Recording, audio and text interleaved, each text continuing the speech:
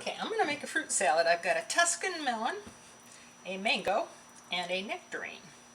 So let me show you how I do mangoes. I know the seed runs along this way, so it's not quite as ripe as I would like. I think. I don't know, I can't tell. And then cut along the sides.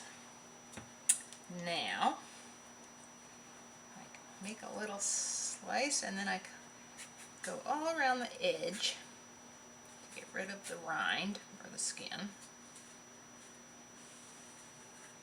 Put this over my bowl in case it drips and then I get the juice. I'm not going to make a dressing for it. Sometimes, well, I used to do whipping cream, and then I did yogurt, and now I don't do anything. And then you can cut off around the pit. The pit's shaped like an almond or an oval. You just be careful not to get your fingers. And then, or you give it to your kids.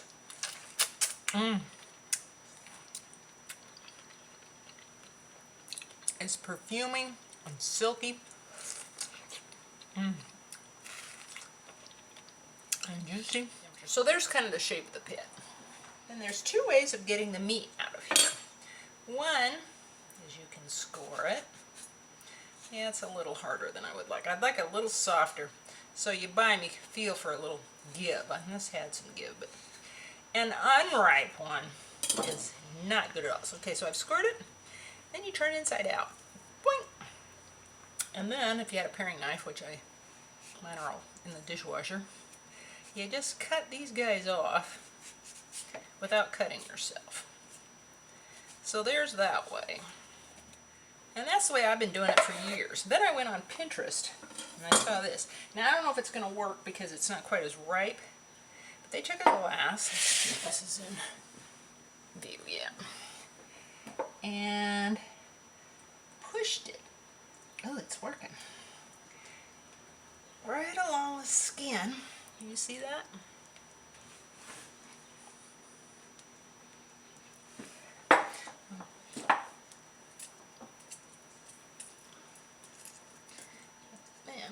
Kind of cut it off with your hand and boom, and see,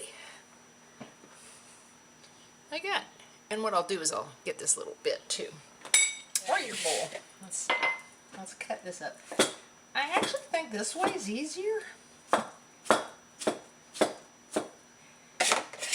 Bowl, bring that in. Next, nectarine. Let's hope it's right. Who knows? Yeah, it feels not too bad. I go like orange slices or apple slices around the pit.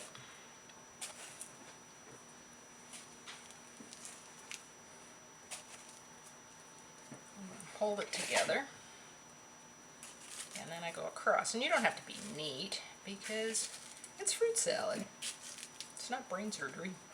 I like nectarines because peaches are fuzzy. Nectarines you don't have to peel to eat. And here's the pit.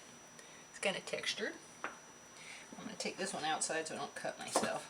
And go like that. It's not quite as juicy as I'd like though. They're usually really juicy. I am terrible about telling when stuff is ripe. I have never had a Tuscan melon. I've always had cantaloupe. And the cantaloupe at the store did not look ripe. I've already washed all the outsides of these fruits, so I'm not dragging my knife through it all. Looks like a cantaloupe. Ooh, it smells sweet though. Oh man, I didn't make any cantaloupe soap this year. All right, I'm going to take one of these, and well, I could melon ball it with my Tupperware melon baller. Let's put the other half in the fridge. Or you can do it this way. Maybe I should have done more wedges, but I'll run it along lengthwise, and then I will just cross hatch it into bite-sized pieces. Then, take the bowl, don't cut yourself, And like I say, it works better with a paring knife, so I'm just going to go through part of it and follow the curve, and then you can just dump inside.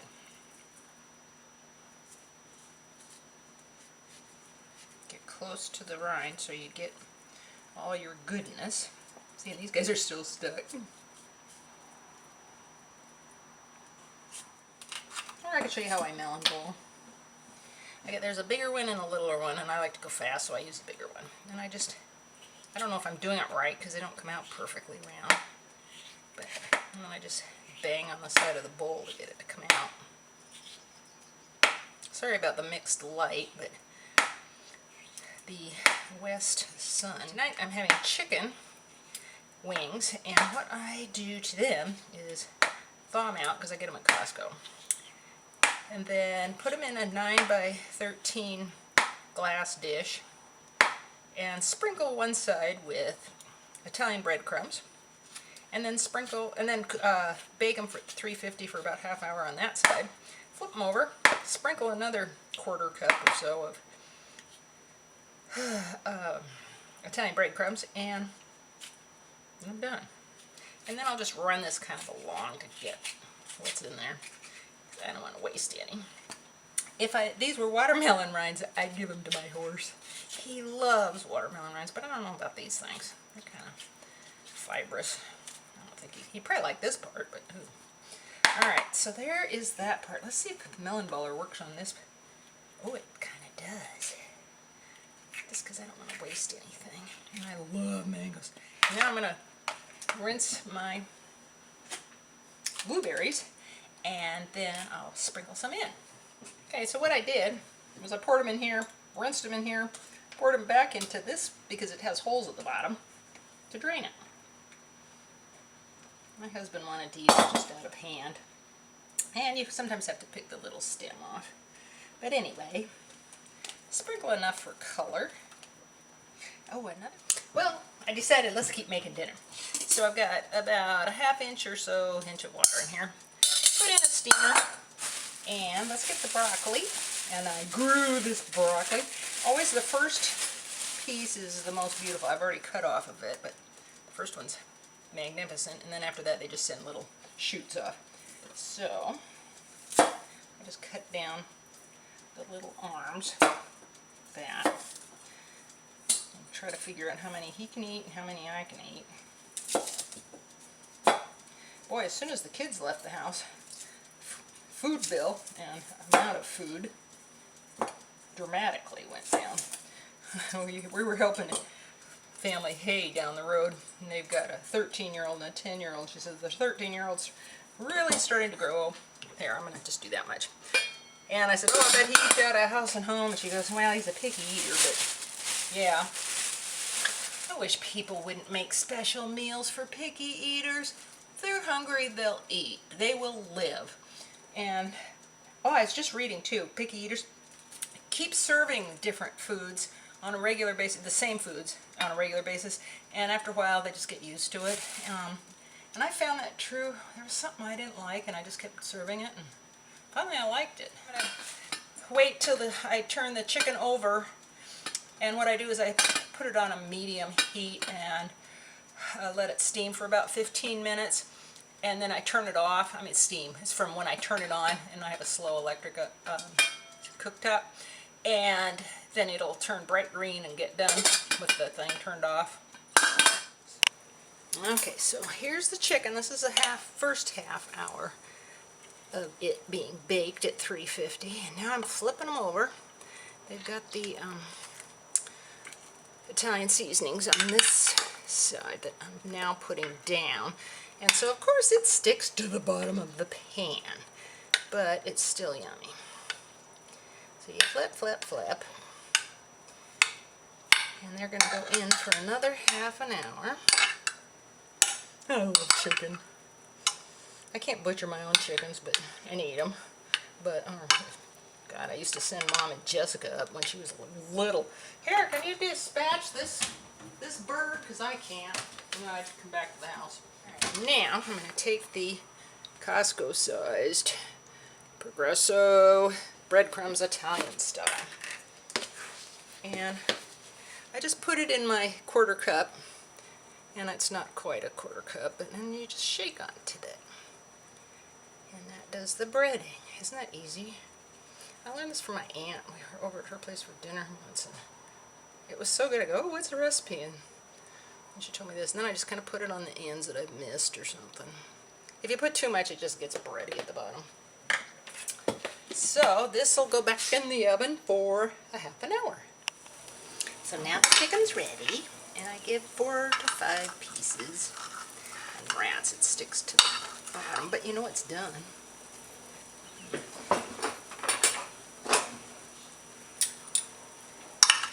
Just got to get all the good crispy parts. I'm going fast because I got you guys with me. Let's see, so that's 2, 3, 4, 5. There's 1. You can see all this sticking to the bottom. 2, 3, 4, 5. 5. Get some of this stuff the first day. Oh well, I'm on camera, I can't do it. Then, broccoli, got a little overdone. I like it a little less done than this.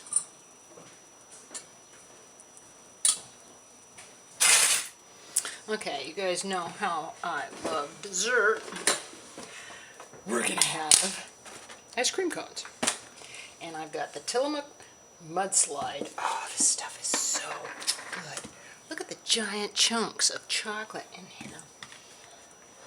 So first off, these things are really fragile. So I put a pointy one down at the bottom, or just a little piece. And then as I lick it, it shoves down further. Kind of push that down. And I put them in glasses. It's much easier to dish out that way. I need a littler one down at the bottom, but kind of mush it down without breaking. Last night I broke it, but it's still yummy. We decided we don't like the little, John says, hubby says that they taste like paper, those little flat bottomed ice cream cones. Anyway, waffle cones are worth it. Ooh. There's a big yummy chunk of chocolate.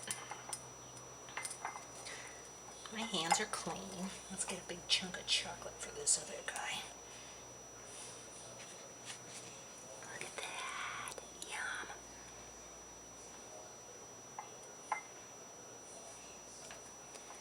Alrighty, that one's ready to give. Just a little bit more on this one. Just kind of push it. I like this ice cream scoop. It was from the We Serve to Serve Again, Hansen and Peterson. That was a feed store. They aren't, yeah, I think they are still this. And happy eating. Yum. Till next time, see you later. Bye-bye.